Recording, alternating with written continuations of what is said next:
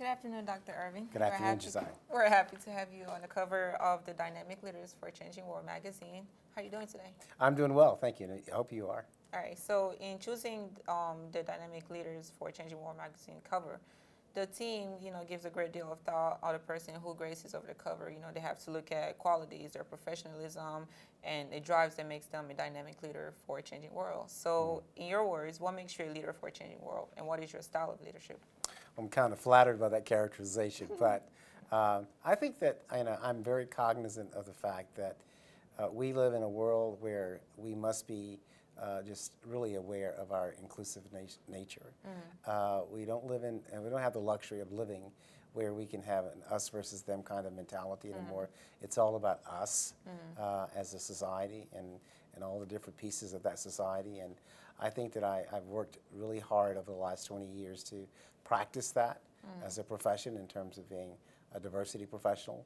And I believe that that gives me some sort of foresight as to what dynamic looks for in terms of being representative of the magazine. All right, what is a characteristic that you would say every leader should possess? I think that every leader should possess just the basic human integrity about them. Everything that you do matters in terms of dealing with people. Okay. What is a challenge that you will say that every leader faces today? I think we all get caught up in trying to, under-promise and over-deliver instead of being concerned about really what the outcomes ought to be in reality. And so we do a cost-benefit analysis of what makes us look good or not good in terms of trying to deliver. I think if we're more concerned with the human side of the outcomes of things that we do, we're much better off for it. Okay. What is a mistake that you witness leaders making often than others? Not having just the courage to be honest, even in very difficult situations. Okay. Why is diversity important to you, and what projects do you support which focuses on diversity and inclusion? I think it's important to me because, one, I live, breathe, and represent this. It's not something that I do because it's an avocation, it's because of who I am. I've always believed that I've had potential, and yet I understood I had to overcome certain barriers in society to do that. And for me, it's a part of making our world better, excellent, by making sure that everybody like me can be all that we can be. And what was the second part of your question again? And what is a project that you're currently working on which focuses on diversity and Oh, inclusion? okay. We have lots of projects. In both my professional life, my outside of work life, this is what I do. I have worked really, really hard to launch an initiative that will forever make it possible for one institution in this country that will pay attention to the issues of diversity, and that is I'm trying to endow a scholarship fund that will in perpetuity award people for being aware of how important it is for us to be inclusive. So I'm trying to establish a huge endowment fund that will award young people going to college for doing great things that promote diversity in our society. So how's that going so far? Pretty well. I'm actually 2.5 years away from a deadline. We're working on it really diligently, but we are very confident that we can get there. And with the help of lots and lots of people and lots of money from people, we're going to get there with that. Okay. How do you feel millennials can best make their viewpoints known to corporate, education, or government decision makers? Okay, that's a tricky question because I'm not a millennial, but from where I sit, I think that it's important to not opt out, but to opt in. And so I know that we have different ways of doing that, and we all have different ways of communicating and so on, but I believe that engagement, opting in, allows you to make your case better than opting out and trying to impact change from the outside. So I think that it's much better to be engaged than not engaged. Okay. What advice can you give emerging leaders that can help support organizations like NAMCO's or Dynamic and counter some of the negative behavior of some larger corporations or organizations who do not want to embrace diversity? I think the The social and business and whatever case you want to make for diversity has already been made. We know there is evidence that we make better decisions, we're more innovative, we're more creative, and we build better societies when we're inclusive than when we're not. And I think that that case is just so clear, blatantly clear. For those who have any doubt about that, I think that they probably have some fundamental issues that they need to address, because we are much better when we leverage the capacity and the talents of everyone that lives within our social systems. What is a typical day like for you, and how do you manage your professionalism and staying on top of everything?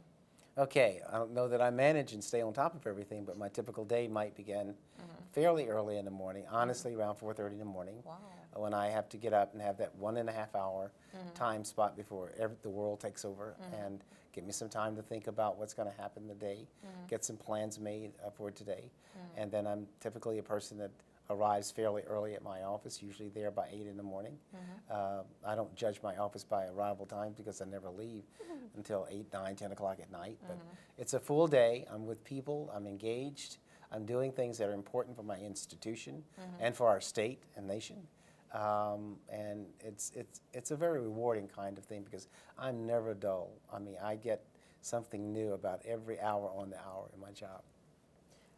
Can you name a person who inspired you as a leader when you were younger, you know, let's say 18 years old or so? I had someone inspire me much earlier than that. I actually was in the Cub Scouts and Boy Scouts, and I had a lot of inspiration from learning how to do unto others you'd have them do unto you, and to do things in a right way, and that there are ways to do things correctly, doing things the right way, not just doing things right.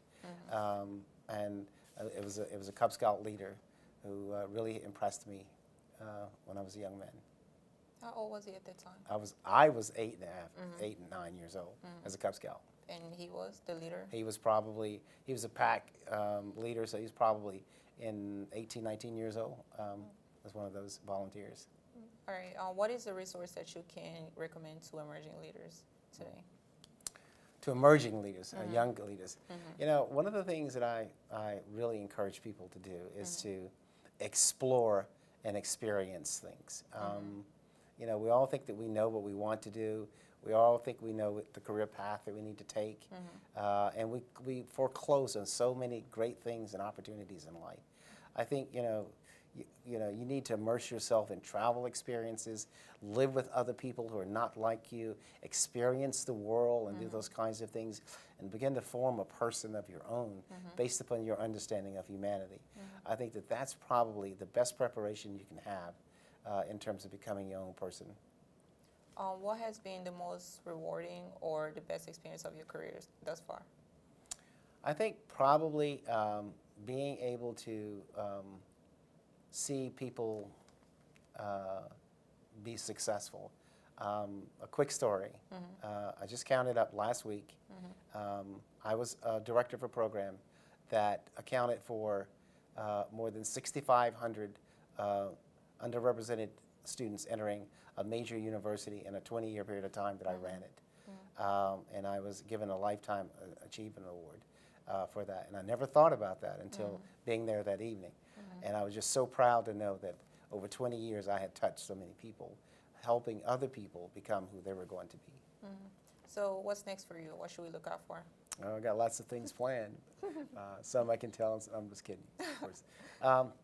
I continue to want to make our society fulfill its potential. I think that we are so privileged in this country. We really are in so many ways. And yet we are not capitalizing on all that we have, because we do still have challenges to access and to inclusion.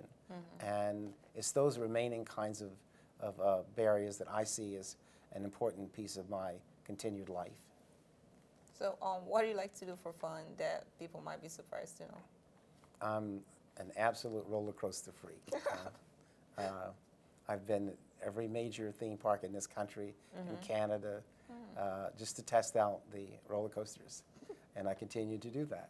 What's the best amusement park you've been to? Cedar Point, Ohio, without any question.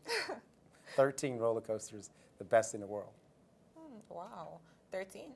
13 of them. Wow. Yeah. All right. So, what would you like your legacy to be? Wow, you know, I don't want to be at that point where I'm going to write the script, the postscript, but I think that if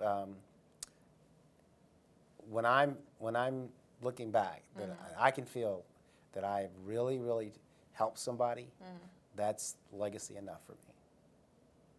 All right. So, lastly, give me 3 words that will sum up Dr. Archie Ervin. I think I'm, well, courageous. I think I'm sensitive, and I think I'm unafraid.